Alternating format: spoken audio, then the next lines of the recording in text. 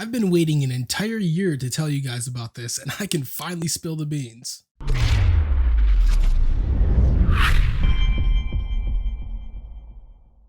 What's going on, creative family? It's Dustin Valkema. Guys, welcome back. So today we're talking about the most powerful non-destructive glow generator for Photoshop from Composite Nation. It's a great plugin. Let me introduce you guys to Oniric.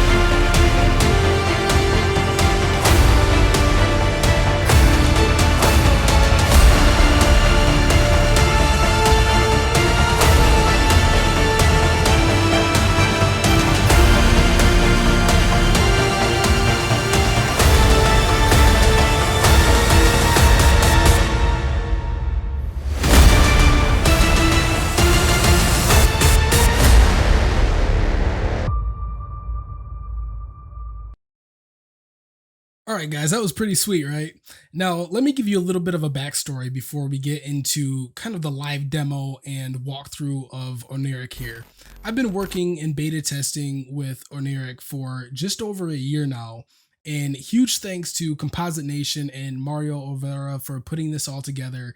It's an amazing plugin, and from my experience, guys, I can tell you that it can be used across many applications, and it's truly the icing on the cake when it comes to your work.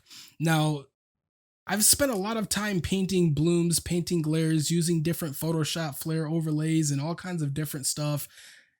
And Oniric just does it better, and it can do it fast and generate multiple different results so that you have complete creative freedom over a lot of things that this plugin can do. So without further ado, guys, let's hop into Photoshop and see exactly what we're talking about here.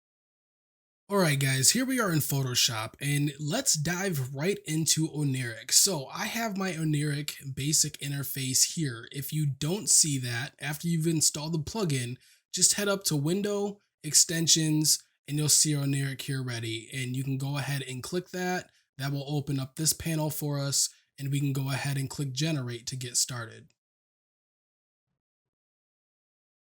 Now, after clicking Generate, you'll get to the Oniric workspace here. Now, this is still inside of Photoshop, but all of the other distractions are really removed so that you can focus on your image and the effects that Oniric will really bring to the table.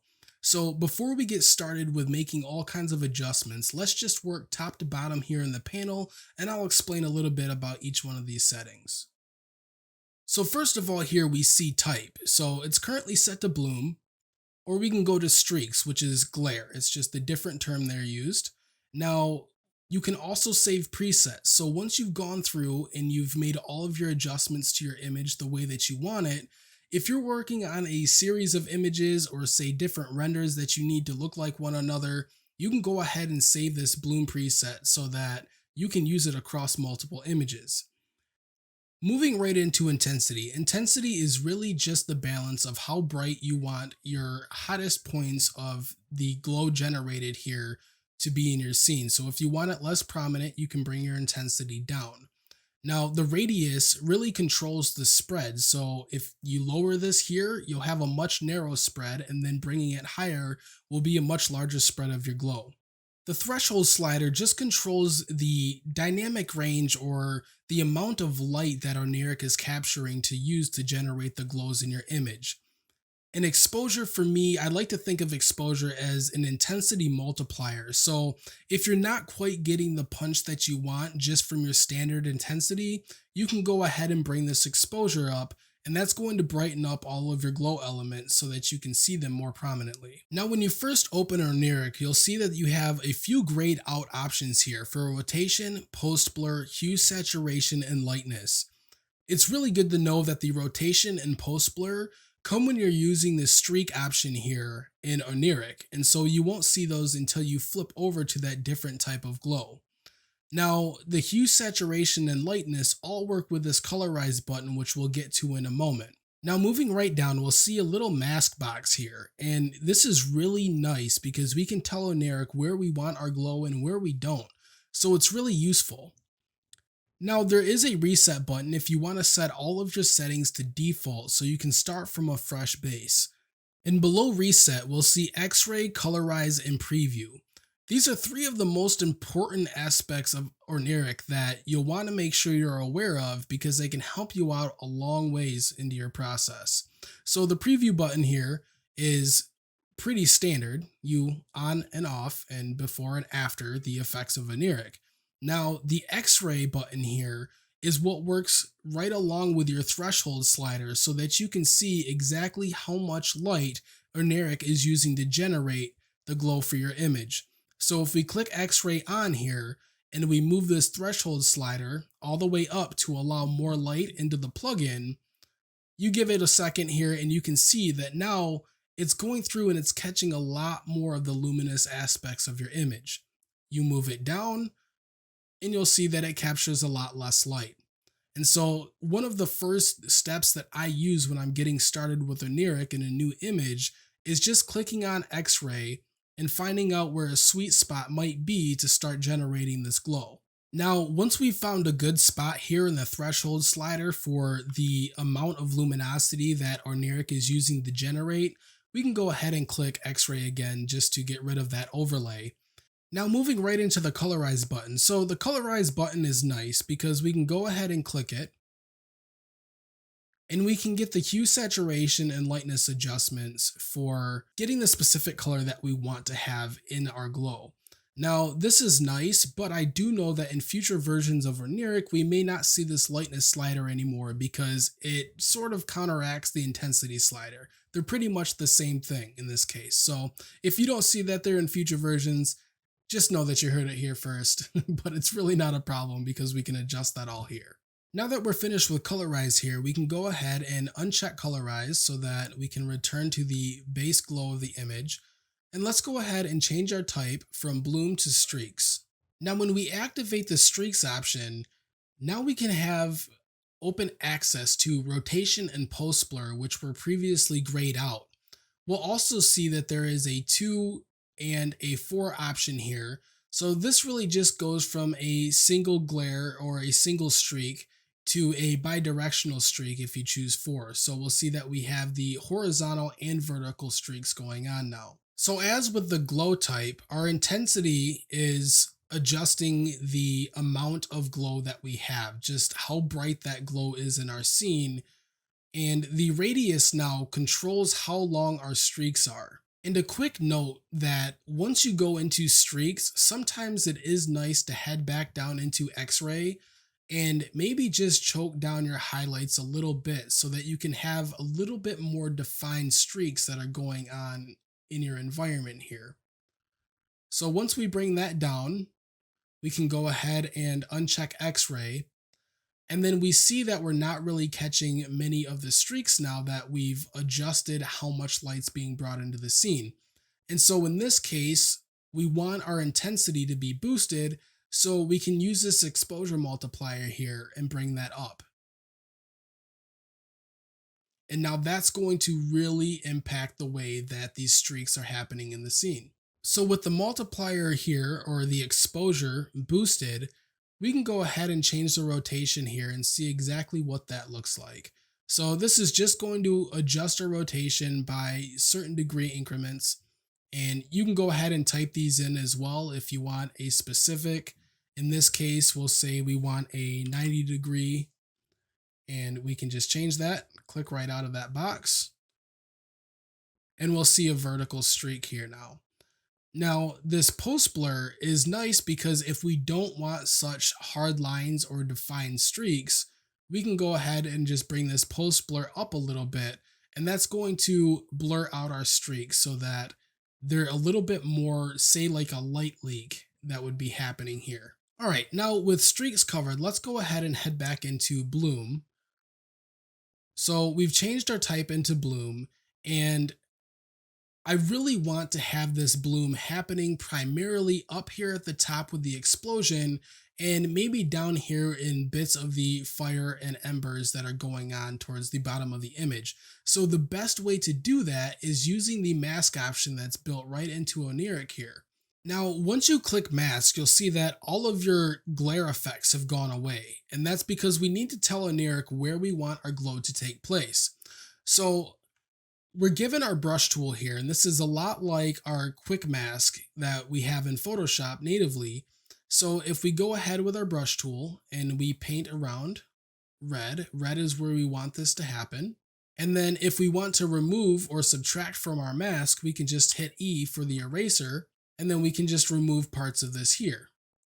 And so in my case, I may not want my model's hand to be affected too much and just remove little bits that are going on here and elements of the costume. And once I have this mask set, I can just go ahead and click update mask here. And then that's going to tell Oniric where we want our glow. Now you can see that we don't currently have any effects that are really taking place, and that's because Oniric is reading our image a little bit differently. So if we go back down to X-ray here, we can see that we don't have much information. So we can grab that threshold slider and we can move that up to allow Oniric to read a lot more of the light information that's going on from our selection in the mask that we just created. So at this point, we can go ahead and click X-ray. Now that's going to give us a lot more glow than what we want. So go ahead and just decrease your exposure here. And that's going to take that multiplier down quite a ways so that we can see and start adjusting from there. So at this point here, we can preview before and after. And once all of our adjustments are made, we can go ahead and apply. Now, once Oniric is done generating our glow, you can see here that it's created a smart object. And this is part of the fun with it being a non-destructive process, because we can go ahead and alter option click this layer here to see exactly what our element looks like. And we can even save these out to use as photo overlays for other different types of work.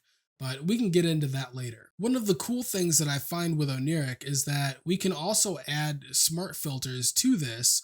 So if we wanted to go ahead and add a curves, and we can start to really play with that light and add a few different effects there. We can do overlays, hue saturation if we wanted to do this far after the fact, or we can head right into Oniric and edit our element. So once we press edit element, we'll see that we can go through here and choose the element that we'd like to edit from our scene and go right into edit mode. So this is going to bring up Oniric with all of the same settings that we had before. So in this case, say we wanted to have blue flames. We could go ahead and make this explosion blue by clicking the colorize button here and then adjusting into a blue hue. And then once this is finished calculating, we can go ahead and hit apply. Now let's go ahead and jump into another image so I can show you guys a couple of the different creative ways that Oniric can be used. Quick detour guys, make sure to go and check out compositenation.com where you guys can find all of the additional information, documentation, tutorials, support, and really cool community aspects that you guys can use to link up with creatives that are going through and starting to use the plugin. Everybody from beginners to pro, it's just a really nice place. Now, make sure to take advantage of their introductory pricing if you guys get a chance. This is both for single user license and studio license. It's a lifetime one payment. You can install it on 2 computers. The plugin updates are free, lifetime access to the community and support group. It's really awesome, guys. Just make sure that you go and check them out if you're interested in any further information. Okay. I know Oniric works really good with super bright elements. It works great with fire, but what about something like smoke? So I have one of my images here from the ATMOS 2-pack. If you guys don't know, gumroad.com/Dustin Valkema. You guys can find my stock packs there if you're looking for new assets. However, Oniric works really sweet with elements like this because it creates really nice overlays and it does it in a beautiful fashion. So with this image here, let's go ahead and click generate to get right into Oniric. Now, once inside Oniric, we still want to go to X-ray to see what our threshold looks like, and we can go ahead and take that slider and bring it up a little bit to allow more light into the generation process. Now, once that's done, go ahead and click X-ray again to remove the overlay, and then we can start to bring up our exposure so that we can multiply the amount of light that Oniric is generating. Now we can see that we have some really sweet glows here, but I'm wondering if we could add color to that to make it a little bit more interesting. So what I'm going to do is grab my radius, and I'm going to bring my radius up quite a ways. And then I'll head right down into colorize here so that we can add a nice hue. So let's go ahead to more of like a, say, fiery color. And then we can bring our exposure up even further. Now what I'm seeing here is that I want a little bit more of the wispy nature of this smoke to be picked up by the plugin. So we can go ahead and just drag up this threshold slider a ways to see what can be picked up here by Oniric. And now we're starting to get somewhere into the realm of the effect that I'd like to see going on here. So let's go ahead and bring the exposure up even more. We'll try to blow it out just a little bit. And then we can drag our radius up even higher and get a really nice even spread of light. One of the things that I like most about Oniric, and I mentioned this earlier, is that we have a really nice fall off and hue that work really well with these gradients.